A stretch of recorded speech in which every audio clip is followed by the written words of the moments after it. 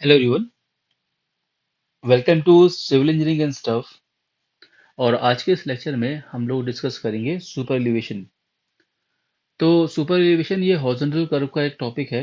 और horizontal curve हमने पिछले लेक्चर में स्टार्ट कर दिया था। हॉरिजॉन्टल कर्व में हमने पिछले लेक्चर में बेसिक्स ऑफ हॉरिजॉन्टल कर्व पढ़ा था।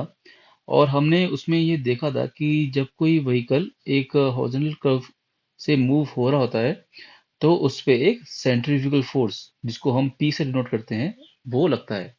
अब ये जो सेंट्रीफ्यूगल फोर्स है ये क्या करता है, व्हीकल को ओवरटर्न या फिर स्किड करने की कोशिश करता है। तो एज अ ज्योमेट्रिक डिजाइनर, जब आप एक हॉरिजॉन्टल कर्व को डिजाइन कर रहे हैं रूट का, तो आप ये नहीं चाहेंगे कि आपका व्हीकल ओवरटर्न हो या स्किड हो, है ना। तो इसके लिए there are certain ways by which you compensate this centrifugal force. आप कुछ ज्योमेट्रिक डिजाइन के तरीकों से इस सेंट्रीफ्यूगल फोर्स को नेगोशिएट करने की या बैलेंस आउट करने की कोशिश करते हैं, ताकि आपका व्हीकल जब इस हॉरिजॉन्टल कर्व से मूव कर रहा हो तो ओवरटर्न या फिर स्किड ना हो। तो उसी में जो सॉल्यूशन होता है to balance out this centrifugal force is by providing super elevation. हम लोग हॉरिजॉन्टल कर्व में सुपर एलिवेशन प्रोवाइड करते हैं ताकि ये सेंट्रीफ्यूगल फोर्स को बैलेंस कर सके। और इस लेक्चर में हम लोग इसी के बारे में पढ़ेंगे। हम लोग सुपर एलिवेशन के बारे में डिस्कस करेंगे। हम लोग इसकी थ्योरी को डिस्कस करेंगे, इसका डेरिवेशन करेंगे एक्सप्रेशन का, सुपर एलिवेशन के एक्सप्रेशन का डेरिवेशन करेंगे। उसके बाद हम लोग design of super elevation, design steps to provide super elevation, वो डिस्कस करेंगे। और उसके बाद न्यूमेरिकल्स करेंगे, ठीक है। तो डिपेंडिंग अपॉन ये लेक्चर कितना लेंदी होगा, इसको मैं वन पार्ट या टू पार्ट में करूँ, लाइक पोस्ट करूंगा। So at least in this lecture I will try to complete all the theoretical aspect. और अगर लेक्चर ज़्यादा बड़ा हो रहा होगा तो मैं फिर न्यूमेरिकल्स नेक्स्ट लेक्चर में डिस्कस करूंगा, ठीक है। तो चलिए स्टार्ट करते हैं सुपर एलिवेशन के बारे में। तो जैसा कि मैंने बोला, super elevation is provided to counter the centrifugal force and tendency to overturn और स्किडिंग ऑफ द व्हीकल, ठीक है ना। ये सुपर एलिवेशन हम लोग क्यों प्रोवाइड करते हैं, सेंट्रल फोर्स को काउंटर करने के लिए, ताकि व्हीकल ओवरटर्न और स्किड ना हो। अब इसमें एक बात और है कि सुपर एलिवेशन को हम कैंट या फिर एंगल ऑफ बैंकिंग भी बोलते हैं। All three are same thing, super elevation, cant या एंगल ऑफ बैंकिंग। अब सुपर एलिवेशन प्रोवाइड कैसे करते हैं। Super elevation provided the outer edge of the pavement is raised with respect to the inner edge, thus providing the transverse slope throughout the horizontal curve। मतलब क्या हुआ कि the outer edge of the pavement is raised with respect to the inner road. Super elevation किससे provide करते हैं, road की outer edge को raise करके। मान लीजिए ये आपकी रोड है, ये आप रोड को सामने से देख रहे हैं, है ना। तो आपको रोड एक बिल्कुल सीधी सीधाई में दिखेगी, बिल्कुल सीधी दिखेगी। तो जब अगर हमको सुपर एलिवेशन प्रोवाइड करना है तो हम क्या करेंगे, मान लीजिए ये आपकी इनर एज है और ये आपकी आउटर एज है।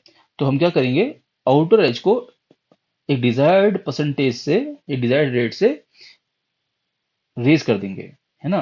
तो ये हमारा पहली वाली सेक्शन था। और ये अभी हमारा जो प्रेजेंट सेक्शन है वो है, इस पे हमारा व्हीकल मूव करेगा, ठीक है ना। तो हमने सुपरलेशन कैसे प्रोवाइड किया, by raising the outer edge with respect to the inner edge, है ना। Thus providing the transverse slope, ये रहा transverse along the width of the road, ये विड्थ है ना, ठीक है। Along the width of the road we have provided a slope, that is the transverse slope throughout the horizontal curve.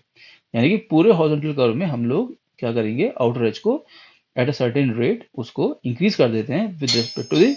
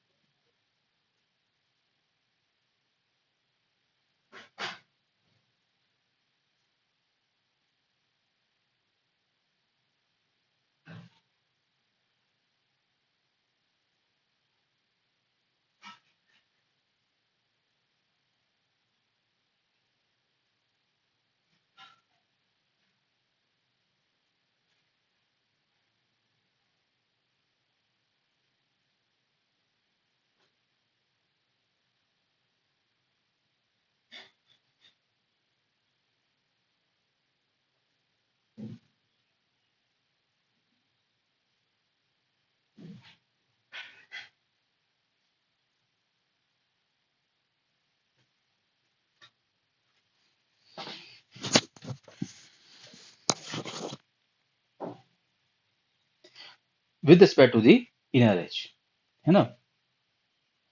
और इसी transverse inclination को, है ना, इसी ट्रांसवर्स इंक्लिनेशन को हम लोग बोलते हैं super elevation. The transverse inclination to the pavement surface is called super elevation. इसी ट्रांसवर्स इंक्लिनेशन को हम लोग बोलते हैं super elevation. Okay, super elevation या फिर कैंट या फिर एंगल ऑफ बैंकिंग। अब बात करते हैं एनालिसिस ऑफ सुपर एलिवेशन पे, यानी कि expression derivation of super elevation. तो हम लोग इसमें सुपर एलिवेशन का जो डेरिवेशन है वो करेंगे। तो force acting on a vehicle while moving on a circular curve of radius R and a speed v meter per second R, यानी कि हम लोग क्या कंसिडर कर रहे हैं, हम लोग कंसिडर कर रहे हैं एक horizontal curve of radius R जिसपे एक व्हीकल मूव हो रहा है डिजाइन स्पीड ऑफ v। ठीक है, design speed of v meter per second या फिर हम लोग किलोमीटर पर सेकंड जो भी लेना चाहें ले सकते हैं। उसके बाद हम उसको कन्वर्ट कर देंगे, क्योंकि r मीटर में है तो v को भी मीटर में लेना चाहिए। और सेंट्रल फोर्स को हम p से डिनोट करेंगे, और सेंट्रल फोर्स का फॉर्मूला क्या है, w v square by ji R. ठीक है, w v square by ji R. v हो गया हमारा डिजाइन स्पीड, r हो गया radius of the curve, w हो गया वेट ऑफ द व्हीकल। और डेफिनेटली वी नो कि जो वेट ऑफ द व्हीकल है वो एक्ट करेगा vertically downward through the central gravity of the vehicle, है ना। और आपका सेंट्रल फोर्स क्या करेगा, toward the, it will act at the outer side to throw the vehicle out, right. और साथ में क्या है कि फ्रिक्शनल फोर्स डेवलप हो रहा है बिटवीन व्हील एंड पेमेंट। अब ये जो वेट डब्ल्यू है और जो फ्रिक्शनल फोर्स है, ये चीज हम पिछले लेक्चर में डिस्कस कर चुके हैं। These are the resisting forces, factors that contribute to the stability of the vehicle, है ना। जब जो सेंट्रल फोर्स है वो आपका व्हीकल को ओवरथ्रो करने की कोशिश, वो आपके व्हीकल को बाहर फेंकने की कोशिश करेगा, जबकि जो वेट है और फोर्स ऑफ फ्रिक्शन है वो आपके व्हीकल को स्टेबिलिटी प्रोवाइड करने की कोशिश करेगा। यानी कि जो जो स्टेबिलिटी और जो रेजिस्टेंस है फॉर दिस सेंट्रल फोर्स वो आएगी आपके वेट और फ्रिक्शनल फोर्स से। तो अभी एक सिनेरियो समझते हैं कि ये हमारा व्हीकल है जो कि हॉरिजॉन्टल कर्व पे मूव कर रहा है। ठीक है, ये हमारी इनर एज हो गई और ये हमारी आउटर एज हो गई। तो अभी आप देख सकते हैं कि हमने कोई सुपर एलिवेशन प्रोवाइड नहीं किया है। कैसे पता, क्योंकि we haven't raised our outer edge with respect to our inner edge. ठीक है, तो इस सिनेरियो में अभी क्या होगा कि जो सेंट्रल फोर्स है दैट विल बी एक्टिंग, है ना, सेंट्रल फोर्स भी एक्ट करेगा।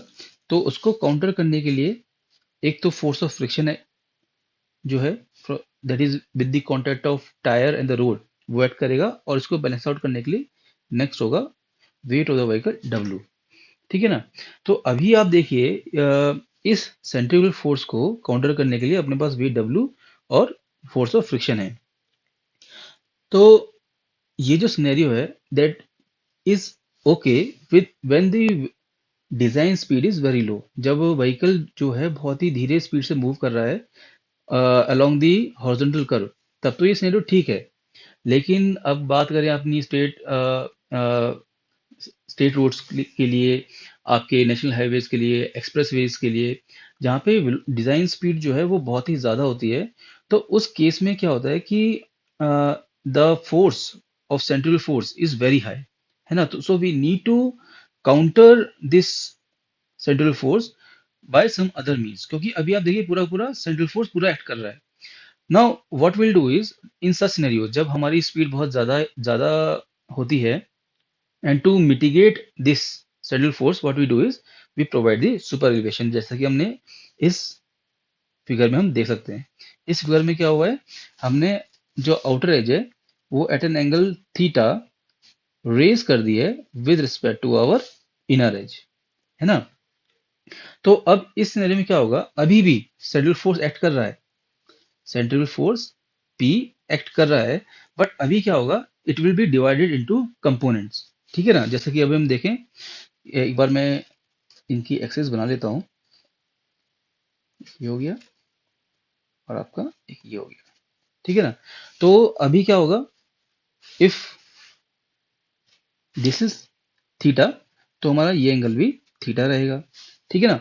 तो now this central force is now bifurcated into different components.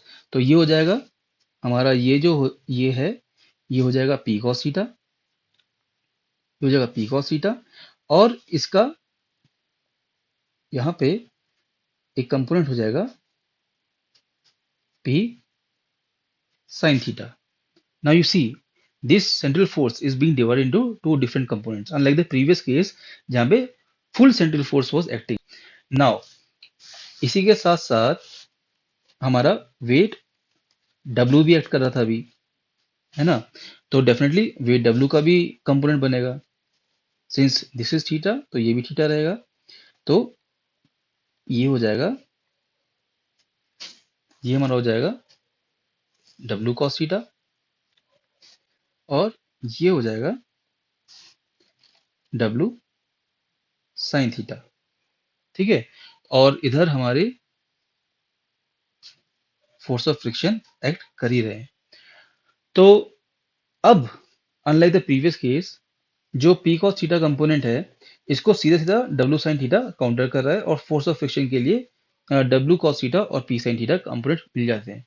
तो अब अगर हम इक्विलिब्रियम कंडीशन लगाते हैं, if you apply the equilibrium condition, तो जो पी कॉस थीटा है, पी कॉस थीटा, इसको काउंटर कौन कौन कर रहा है? हमारा W sine theta, right, W sine theta. And you can see this friction is acting here, right? और ये क्या है? ये है काइनेमेटिक फ्रिक्शन, राइट, क्योंकि मूविंग व्हीकल है। तो इस केस में जो फ्रिक्शन है, the formula for friction in this case will be kinematic coefficient of friction into the normal component, right, normal component. ये हमने जब स्कूलिंग में पढ़ा था, है ना? तो एफ क्या है? एफ हो गया हमारा कोफिशिएंट ऑफ फ्रिक्शन, और नॉर्मल कंपोनेंट हमारे कौन कौन से हो गए? W cos theta and P sine theta. हो गया W cos theta and P sine theta. ठीक है ना? तो ये हो गया हमारी इक्विलिब्रियम इक्विलिब्रियम कंडीशन, ये होगी हमारी इक्विलिब्रियम कंडीशन। ठीक है, तो अभी हम लोग क्या करेंगे कि पी कंपोनेंट्स को एक साथ ले लेंगे। तो ये हो जाएगा पी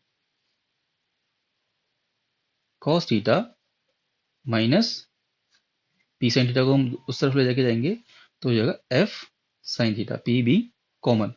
तो इस तरफ हमारा क्या रहा? W sine theta plus F into W cos theta, correct? तो अगर now if we divide with W cos theta on both side, तो हमारा क्या होगा? P by W 1 minus F tan theta, और ये हो जाएगा हमारा डब्ल्यू डब्ल्यू से डब्ल्यू कैंसिल हो गया, तो ये हो गया हमारा tan theta plus F, correct?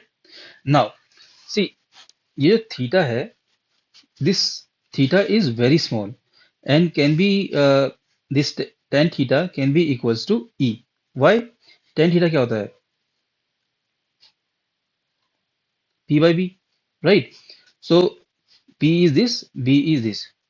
ये जो हमारी वैल्यू ऑफ एफ होती है, दैट इज लेटरल फ्रिक्शन, इसकी वैल्यू स्टैंडर्ड वैल्यू 0.15 होती है, जो कि हम पहले डिस्कस कर चुके हैं।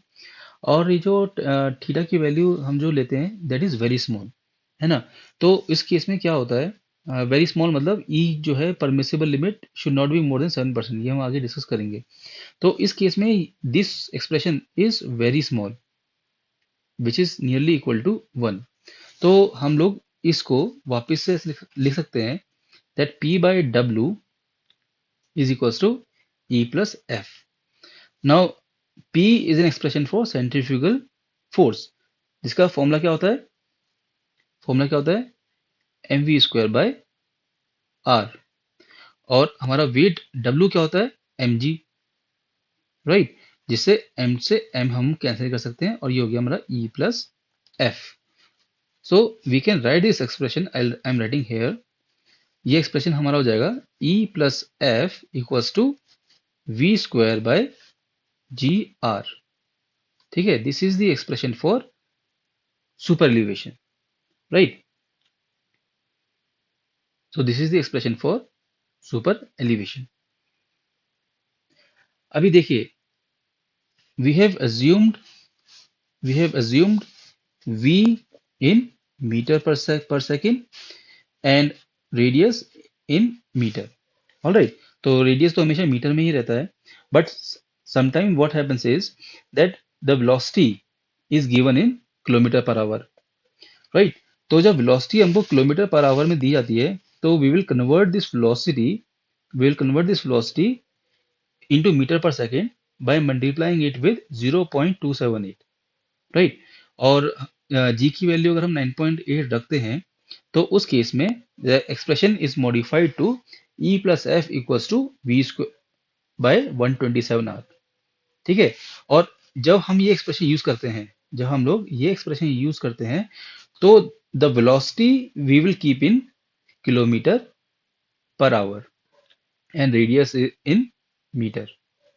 समझे क्या था? देखिए, हमारा, मैं दोबारा रिपीट करता हूँ, हमारा जो एक्सप्रेशन है वो है E plus F equals to we square by ji R. इस एक्सप्रेशन में वी है हमारा मीटर पर सेकंड में और आर है मीटर में। पर मोस्ट ऑफ द टाइम जो हम वेलोसिटी देखते हैं वो कई बार most of the time is given in kilometre per hour. ठीक है ना। तो जब हमारे पास वेलोसिटी किलोमीटर पर आवर में होती है, तो instead of convert, either you can convert here, है ना, किलोमीटर पर आवर को मीटर पर सेकंड में कन्वर्ट कर दो, या फिर आप सीधा सीधा ये वाला एक्सप्रेशन यूज कर सकते हैं, E plus F equal to we square by 127 R. कैसे? ये एक्सप्रेशन कैसे आया? हमने यहाँ पे by multiplying by 0.278 kilometer per hour की जो वेलोसिटी थी उसको मीटर पर सेकंड में कन्वर्ट कर लिया, और ये जो 0.278 का स्क्वायर था इसको 9.8 से डिवाइड कर दिया, इसको नीचे लेके जाके डिवाइड किया। आप ट्राई करिए कैलकुलेटर में, आप 9.8 डिवाइड बाय 0.278 का स्क्वायर, तो 126.8 समथिंग आता है, जो कि we are taking equal to 127। तो in case when velocity is given in kilometer per hour and radius is given in meter, हम लोग ये एक्सप्रेशन डायरेक्टली यूज कर सकते हैं और वेलोसिटी को किलोमीटर पर आवर में ही डालेंगे। This is very important to note. ठीक है, वहीं पे ही अगर क्वेश्चन में वेलोसिटी मीटर पर सेकंड में दी गई है, उस केस में हम ये एक्सप्रेशन यूज करेंगे। ठीक है, ये क्या होता है, कैलकुलेशन एरर हो जाती है बहुत जल्दी जल्दी में, जब कई बार एग्जाम में हम क्वेश्चन कर रहे होते हैं तो ये कैलकुलेशन एरर हो जाती है। तो please note this thing, okay, kindly note this thing. यहाँ पे जो वेलोसिटी है वो है मीटर पर सेकंड में, और यहाँ पे जो वेलोसिटी हम इनपुट करेंगे वो होगा किलोमीटर पर आवर में। ठीक है। नाउ, जैसा कि मैंने बोला कि जो सुपर एलिवेशन की जो रेंज है वो प्री स्पेसिफाइड है, मैक्सिमम सुपर एलिवेशन जो हम प्रोवाइड कर सकते हैं। अगर हमारा प्लेन एंड रोलिंग टेरेन है तो हम मैक्सिमम 7% सुपर एलिवेशन प्रोवाइड कर सकते हैं। अर्बन रोड में 4%, और हिली टेरेन में या फिर हिली रोड में the value should not exceed more than 10%। ठीक है ना। तो ये स्टैंडर्ड वैल्यूज हैं, right. In case you are given the condition कि आप हिली रोड में हैं, तो you will check for maximum super elevation of 10%। Alright. तो नेक्स्ट आता है हमारा डिजाइन ऑफ सुपर एलिवेशन।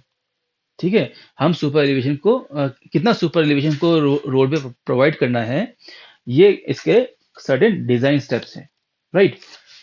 क्या डिजाइन स्टेप्स हैं? तो पहले एक बात समझिए कि जब हमारी रोड पे व्हीकल चल रहा होता है, तो जो व्हीकल है वो एक मिक्स्ड ट्रैफिक कंडीशन में चल रहा होता है। मिक्स्ड ट्रैफिक कंडीशन का मतलब क्या हो गया? आपकी आपकी साइकिल चल रही होगी, आपके बाइक चल रही होगी, आपकी कार चल रही होगी, कार में ही बहुत वैरायटी है, कोई ट्रक भी चल रहा होगा, साथ में बुलक कार्ट भी चल रहा होगा, राइट। तो हमको जो सुपर एलिवेशन प्रोवाइड करना है, दैट शुड केटर एवरीथिंग। ठीक है ना, वो उन सारे व्हीकल्स को कंसिडर करके प्रोवाइड करना है। जैसे कि आपका जो कार है ना, आपकी जो कार है उसका सीजी यहाँ पे है, वहीं पे ही एक बुलक कार्ट है जिसने बहुत सारा अ, चारा रखा हुआ है अपने उस पे, ट्रॉली पे, है ना।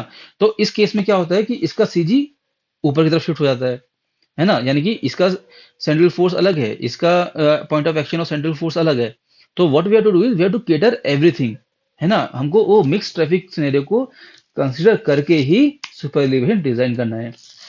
तो उसके लिए डिजाइनर्स ने क्या क्या तरीका निकाला है इस मिक्स ट्रैफिक कंडीशन के लिए, कि सबसे पहले हम लोग जो सुपर एलिवेशन डिजाइन करते हैं वो हम लेते हैं 75% ऑफ द डिजाइन स्पीड। ठीक है, जो भी डिजाइन स्पीड है उसका 75%। और सुपर एलिवेशन की जो लिमिटेड वैल्यू है वो है 0.07, यानी कि अगर सुपर एलिवेशन के डिजाइन के दौरान जो वैल्यू 0.07 से एक्सीड हो रही है तो हम 0.07 लेंगे, और उसके बाद बाकी की जो फैक्टर्स हैं, जो हमारा एफ है, वी है, आर है, इनको देखते हैं कि क्या हम इनको कंट्रोल कर सकते हैं क्या। ठीक है, तो डिजाइन स्टेप्स में जो पहला स्टेप है, the first step in design of super elevation is, what we have to do is you have to consider 75% of the design speed and take f equal to 0, right? We are neglecting the friction। तो आप इस फॉर्मूले में देख सकते हैं हमने f को 0 लिया है, तो यहाँ पे f लिखा ही नहीं है। तो E इक्वल्स टू 0.75 v का whole square by ji r. यहाँ v स्मॉल है मतलब मीटर पर सेकंड में है, यहाँ v बड़ा है मतलब किलोमीटर पर आवर में है। ठीक है, और हमने इसलिए 127 आर का यूज किया हुआ है। ठीक, तो इस सिनेरियो में 0.75 v बाई जी आर का whole square, this is my first step, right, this is my first step. तो हम लोग क्या करते हैं कि 75% ऑफ द वी लेके और फ्रिक्शन फोर्स को नेगलेक्ट करके सुपर एलिवेशन की वैल्यू फाइंड करते हैं। अब आप देखेंगे यहाँ पे 225 आर आ रहा है, ठीक है ना, ये 225 आर हमारा कैसे आया, ये कब आया, जब हमने वी को किलोमीटर पर आवर में डाला है। ठीक है ना, तो हमने क्या किया था, यहाँ पे पहले ही 127 आर था, जो वेलोसिटी जो कि हमारी किलोमीटर पर आवर में थी उसका 75% लिया, तो उसका होल स्क्वायर क्या यहाँ से डिवाइड किया तो आपका 225 आर आ जाएगा।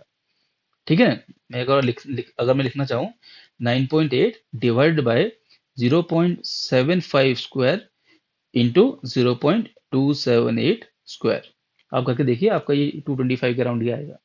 ठीक है ना, तो इस केस में जब हम ये एक्सप्रेशन यूज कर रहे हैं तो वेलोसिटी हमारा किलोमीटर पर आवर में है, और टीडीएस जो है हमारा मीटर में। Please note it down. ठीक है ना, ठीक है, तो इसके थ्रू हमने क्या किया, हमने सुपर एलिवेशन की वैल्यू निकाल ली। अब जो सुपर एलिवेशन की वैल्यू है, अगर वो maximum value of super elevation से कम है तो will provide what ever the super elevation value that is coming. ठीक है, मान लीजिए आपका सुपर एलिवेशन की इससे हमारा सुपर एलिवेशन की वैल्यू 0.05 आया, that is less then the E max value of 0.07, तो हम इसको प्रोवाइड करेंगे, काम खत्म, है ना। वहीं अगर मान लीजिए हमारा सुपर एलिवेशन की वैल्यू आती है 0.09 या फिर 0.18, तो उस केस में क्या होगा, हम स्टेप टू में जाएंगे। स्टेप टू क्या कहता है, स्टेप टू ये कहता है कि based upon the maximum super elevation value, क्योंकि हमारा मान लीजिए सुपर एलिवेशन वैल्यू जो आई है 0.18, मतलब it is greater than E max, मान लीजिए 0.09 आया, तो उस केस में हम क्या करेंगे, हम 0.07 को अडॉप्ट करेंगे और स्टेप टू में जाएंगे, और हम चेक करेंगे कि हमारा कोफिशिएंट ऑफ फ्रिक्शन की वैल्यू क्या आ रही है। ठीक है, यहाँ पे आप देखिए E plus F equals to we square by ji R. E हमने मैक्स ले लिया, और ये फॉर्मूला हमारा आ गया v square by ji r minus e max that is 0.07। ये एक्सप्रेशन आ गया आपका। यहाँ पे वी छोटा है मतलब मीटर पर सेकंड में, वी बड़ा है मतलब किलोमीटर पर आवर में। अब एक चीज और नोट करनी है आपको, here we are taking full we.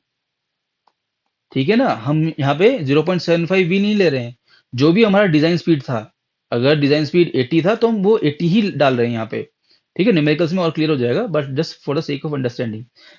First step में हमने क्या किया था, 0.75% ऑफ वी लिया था, यानी कि अगर डिजाइन स्पीड हमारी 80 है तो फर्स्ट उस स्टेप में हमने किया 0.75 ऑफ 80 लिया था, ये था हमारा स्टेप वन का काम।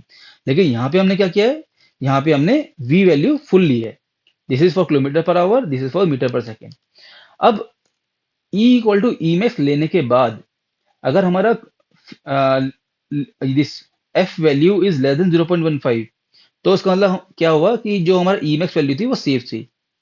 वहीं अगर एफ की वैल्यू इज ग्रेटर देन 0.15, तो अब हमको स्पीड को कम करना पड़ेगा, डिजाइन स्पीड जो थी रोड की उसको कम करना पड़ेगा, वो जो हम करेंगे स्टेप नंबर 3 में। स्टेप नंबर 3 में हमने क्या किया, E equal to E max लिया, F equal to F max लिया। ठीक है, तो उसके थ्रू हमने v को कैलकुलेट किया, राइट। तो अगर E equal to E max, v equal to v max लेने के बाद अगर हमारा जो वेलोसिटी की वैल्यू है वो design speed is less then the actual speed, यानी कि जो हमारी डिजाइन स्पीड थी वो इस स्पीड से कम आ रही है, तो इज फाइन। जबकि जो value design speed is greater than V A, तो हम क्या करेंगे, जो हमारी न्यू वी ए आई है उसको हम अडॉप्ट कर लेंगे, है ना। और एक साइन लगाएंगे गो स्लो का, ठीक है, क्योंकि अब हमने डिजाइन स्पीड से कम पे जा रहे हैं। तो ये तो था डिजाइन स्टेप। हम जब हमने सुपरइलिवेशन निकाल लिया, अब हम रोड पे उसको कैसे अप्लाई करेंगे, कैसे कंस्ट्रक्ट करेंगे। तो हम सीखते हैं अटेनमेंट ऑफ सुपरइलिवेशन, ठीक है। तो attainment of superelevation can be done by two methods, right. The first method is elimination of crown of the camber section और रोटेशन ऑफ द पेमेंट। मतलब कि क्या हुआ, जो हमारा क्राउन होता है, जैसे कि हमारी रोड को अगर हम देखें तो बीच में से उठी हुई रहती है, तो या तो डाउन द लाइन हम इस क्राउन को ही रिमूव कर दें, है ना। जैसे जैसे रोड से आगे बढ़ते हैं, ये हमारी सेंट्रल पार्ट है जो कि मतलब रेज पार्ट है, ये वाला पार्ट। तो उस धीरे धीरे धीरे धीरे ये सेंटर को हम बढ़ाते हुए इसको आखिरी तक लेके जाएं, राइट। या या तो ये कर सकते हैं, या फिर हम पूरी जो आउटर एज है उसको क्राउन के अबाउट रोटेट कर दें, है ना। Outer edge is rotated about the crown, यानी कि इस केस में outer edges rotated about the crown, या फिर क्राउन को धीरे धीरे धीरे धीरे शिफ्ट कर दिया, ठीक है। और दूसरा जो मेथड है rotation of pavement to attain super elevation, हम पेमेंट को ही रोटेशन करते हैं, रोटेशन अबाउट सेंटर लाइन और rotation about the inner edge. कैसे करते हैं, elimination crown by camber section, मतलब कि या तो हमने आउट, ये जो क्राउन है धीरे धीरे धीरे धीरे धीरे धीरे उसको आउटर एज को क्राउन के अबाउट ही शिफ्ट कर दिया। ये देखिए, ये अगर हम, ये तो हमने सामने से देख रहे हैं, अगर हम ये इसको ऊपर से देखें तो ये हमारा सेंटर रेस पार्ट है क्राउन का। तो ये जो आउटर एज है हमने इसी को उठा दिया, या फिर ये जो सेंट्रल पार्ट था इसी को ही धीरे धीरे धीरे धीरे धीरे शिफ्ट कर दिया, ठीक है। या तो ये मेथड है। और सेकंड कैटेगरी है रोटेशन ऑफ पेमेंट, जिसमें या तो इनर एज के अबाउट पूरा उठा दें, या फिर rotation with respect to the outer edge, या तो इनर एज के अबाउट उठा रेज कर दें, या फिर आउटर एज के अबाउट रेज कर दें, मतलब कि जो इनर एज है उसको थोड़ा सा नीचे कर दें, जो कि कॉमन नहीं है ना। ये बहुत ही रेयरेस्ट अथवा रेयर कंडीशन में यूज होगा। और ये दो मेथड हैं, ये जो वाइडली यूज होते हैं, या तो आउटर एज को ही उठा दिया with respect to the inner edge, या फिर रोड के सेंटर से ही आधा इधर उठा दिया और आधा इधर दबा दिया, इनर एज को दबा दिया और आउटर एज को उठा दिया। इस तरीके से हम लोग ये सुपर एलिवेशन को प्रोवाइड कर सकते हैं, ठीक है। तो आज हम एक क्वेश्चन कर ही लेते हैं, उसके बाद हम जो नेक्स्ट 2-3 क्वेश्चंस हैं उसको नेक्स्ट लेक्चर में करेंगे, ठीक है। तो अभी हमारा क्वेश्चन क्या है कि radius of horizontal circular curve is 100 metre, design speed is 50 kilometre per hour, coefficient of lateral friction is 0.15। so what we have to do is we have to calculate the super elevation required if full lateral friction is assumed to develop, and part 2 is the coefficient of friction. We have to find out the coefficient of friction needed if no provision is provided, ठीक है। तो आइए इसको solve करते हैं। तो हमारा जो पहला पार्ट है, हमको पहले देखते हैं गिवन, है ना। हमको गिवन क्या है, हमको गिवन है कि जो रेडियस है वो है 100 metre, radius of the horizontal curve है 100 मीटर, डिजाइन स्पीड है 50 किलोमीटर पर आवर, और कोफिशिएंट ऑफ लेटरल फ्रिक्शन की वैल्यू हमको दे रखी है 0.15। और पार्ट 1 में हमको क्या फाइंड करना है, हमको सुपर एलिवेशन फाइंड करना है। स्ट्रेट फॉरवर्ड क्वेश्चन है, E plus F equals to we square by 127 are, ठीक है। V square by 127 r, because velocity जो हमको दे रखी है वो किलोमीटर पर आवर में दे रखी है। ई हमको निकालना है, 0.15 वैल्यू हमको दे रखी है, वी की वैल्यू हम डाल देते हैं 50 स्क्वायर बाय 127, आर हो गया हमारा 100, ठीक। तो इसको अगर हम सॉल्व करेंगे, सॉल्व कीजिए, सॉल्व करके देखिए वैल्यू क्या आई है। हम देखेंगे हमारी जो वैल्यू आई है वो आई है 0.047। Maximum permissible limit E max क्या है 0.07। दो जो हम देख सकते हैं कि ये हमारी वैल्यू कम है, तो इट्स फाइन, ठीक है, कोई दिक्कत नहीं है। तो ये हो गया हमारा पार्ट 1। आइए पार्ट 2 कर लेते हैं। पार्ट 2 क्या है, पार्ट 2 क्या है, पार्ट टू कहता है कि हमको कोफिशिएंट ऑफ फ्रिक्शन प्रोवाइड करना है when there is no parameter needed, right. जब क्या है, coefficient of friction needed if no provision provide, यानी कि सुपरएलिवेशन है ही नहीं, right. The what you have to find out, you have to find out the coefficient friction needed if no provision of super elevation is provided, ठीक है ना। तो इस केस में एफ निकालना है, तो ई जो है हमारा जीरो है, ठीक है। तो simply zero plus F equals to we square by 127 into r. तो एफ की वैल्यू क्या हो जाएगी, 50 स्क्वायर बाय 127 इंटू आर की वैल्यू है हमारे पास 100। तो ये जो वैल्यू आई है 0.19, ठीक है। अगर हम सुपरएलिवेशन प्रोवाइड नहीं करेंगे तो हमारी एफ की वैल्यू एक्सीड हो रही है फ्रॉम आवर परमिसिबल लिमिट, ठीक है। तो इस क्वेश्चन में क्योंकि हमको कुछ कमेंट करने को नहीं बोला है तो हम कुछ कमेंट करेंगे भी नहीं, ठीक है।